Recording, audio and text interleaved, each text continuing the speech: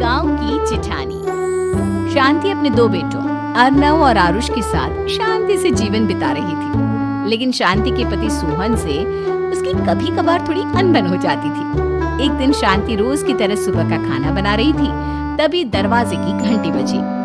घंटी की आवाज सुनकर वो दरवाजे की ओर जाती हुई कहती है, अरे आती हूँ, कौन है, सब्र करो। शांति दरवाजा खोलती है तो देखती है कि उसके जेठ मोहनदास सामने खड़े होते हैं।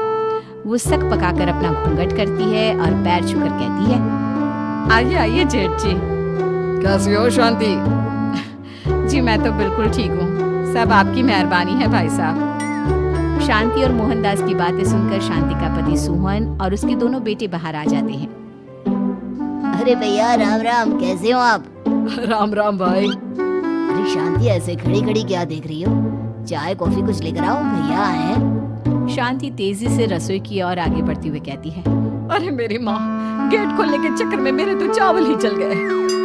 वो दौड़ी दौड़ी रसोई में जाती है और देखती है कि सारे चावल जल गए हैं।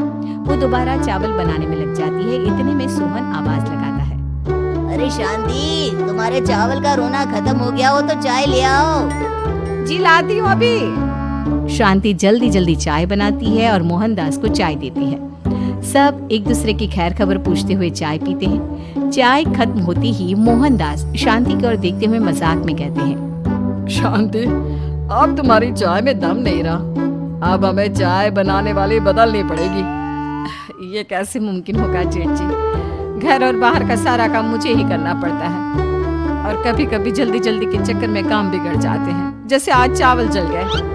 अरे इसी का तो हल लेकर आया हूँ। मैंने रिश्ता देखा है अर्नव और आरुष के लिए। दोनों लड़कियां बहुत सुंदर और सुशील हैं। अगर आप दोनों इजाजत दें तो बात करूँ आगे। सोहन और शांति रिश्ते की बात सुनकर कहते हैं, अब ठीक है, बात चलाइए ना भैया, पर पहले लड़की के बारे में कुछ बताइए तो सही। हाँ हाँ भाई साहब, लड़की कैसी है, परिवार कैसा है, कहाँ के रहने वाले हैं? देखो परिवार तो बहुत अच्छा है, पर वे दोनों लोग बहुत गरीब हैं। दहेज में कुछ मिलेगा नहीं। अरे हमें दहेज में कुछ चाहिए भी नहीं, बस लड़की संस्कारी होनी चाहिए। एक लड़की तो पढ़ी लिखी है और शहर की रहने वाली है, पर दूसरी अपनी गरीबी की वजह से पढ़ न सकी और गांव में रहती है, लेकिन दोनों है बहुत खूबसूरत। अगर तुम सबको देखते ही पसंद ना आ जाए तो मेरा नाम बदल देना।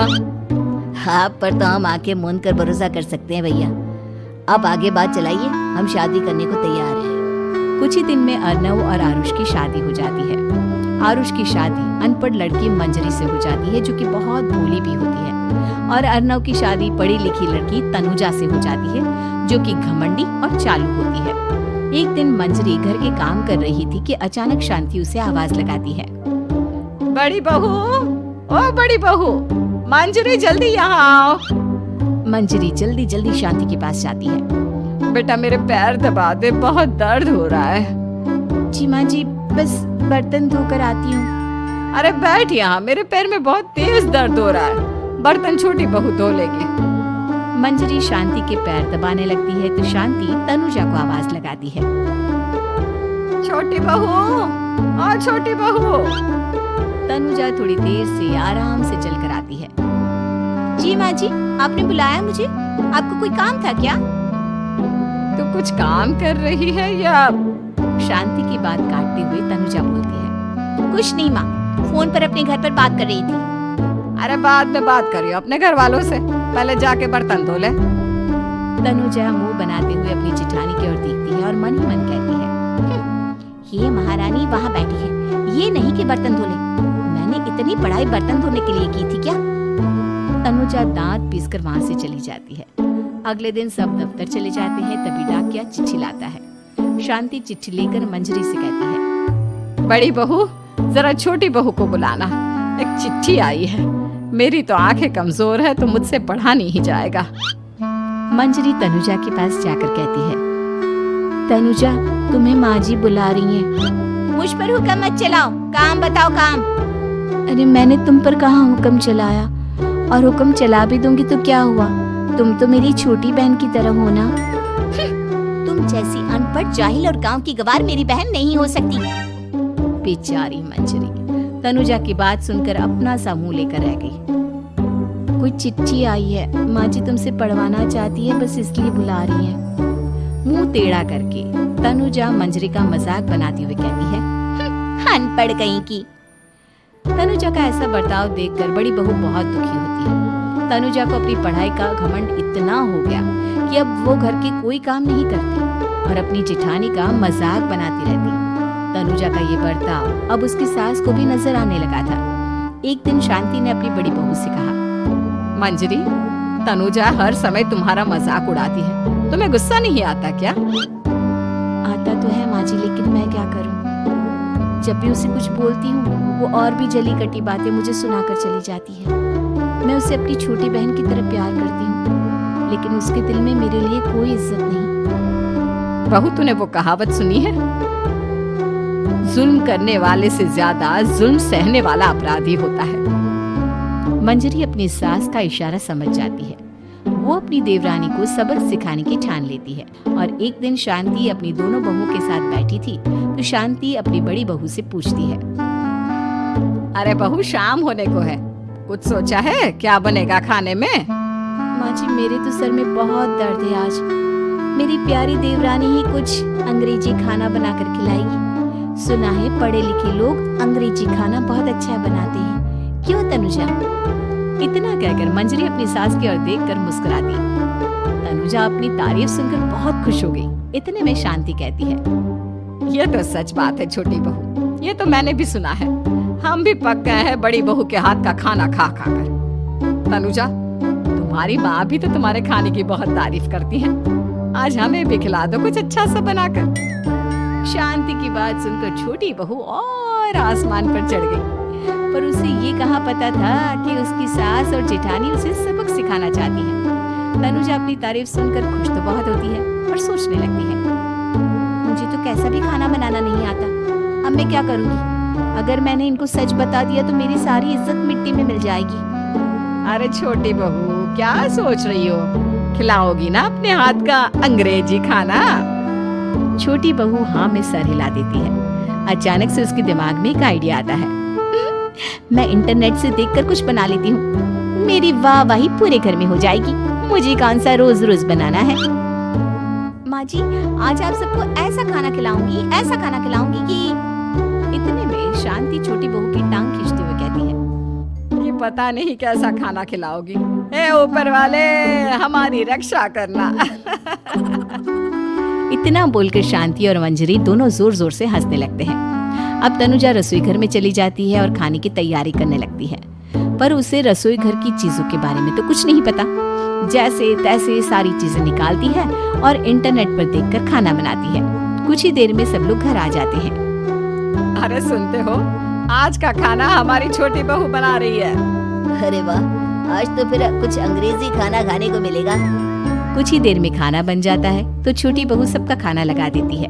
इतने में बड़ी बहू कहती है, क्या बात है देवरानी जी, आज तो बहुत अच्छी खुशबू आ रही है। ये बात तो सही कही बड़ी बहू तूने, खुशबू तो अच्छी है, ऐसी खुशबू तो मेरे खाने में भी नहीं आती।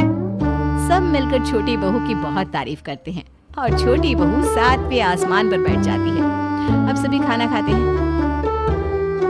जल्दी जल्दी दो, अब तो मुंह में पानी आ रहा है। हाँ हाँ, मुझसे भी नहीं रुका जा रहा। जैसे ही सोहन एक निवाला खाता है तो उसकी आंखों से पानी आने लगता है। ये देखकर शांति सोहन से पूछती है, क्या हुआ जी, खाना इतना अच्छा बना है कि आंखों से पानी आ गया? सोहन चुप रहता है और धीरे धीरे से खाना शुरू कर देता है।